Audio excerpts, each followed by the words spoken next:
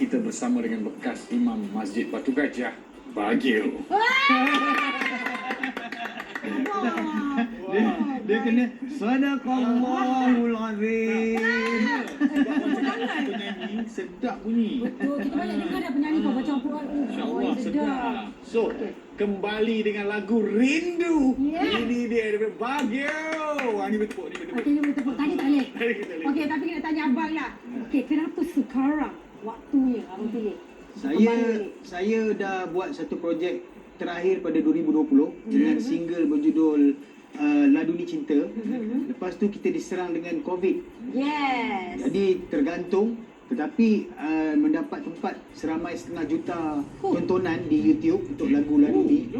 Jadi saya muncul untuk 2026 ni dengan sesuatu yang baru. Kerana rindu dengan peminat, mungkin peminat rindu saya rindu peminat, Ain rindu saya mungkin awak pun rindu saya, kan? Jadi saya wujudkan sesuatu yang general yang boleh diterima oleh semua untuk mendengarkan satu naskah terbaru, lagu ciptaan Joe Slash dan lirik oleh saya.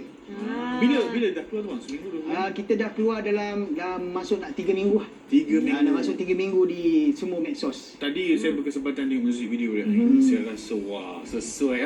Dia music video dia. Abang kata AI abang? Ya, AI. Pertama, mungkin yang pertama daripada seorang penyanyi solo. Ada AI macam ni kan? Nampak teknologi sekarang. Dan bila saya dengar lagu abang Rindu tadi, saya rasa macam ada kelainan sikit dan perbaharuan abang bawa dibandingkan dengan lagu-lagu dulu. Kenapa kini ada perbezaan? Tak peminat nak macam dulu lah. Saya kena berubah untuk menampakkan kematangan saya dalam industri dan nak grab peminat-peminat baru. Kita kena keluar stylo, kena keluar sesuatu yang baru yang boleh kena dengan jiwa muda-mudi sekarang. Walaupun yang nyanyi old school.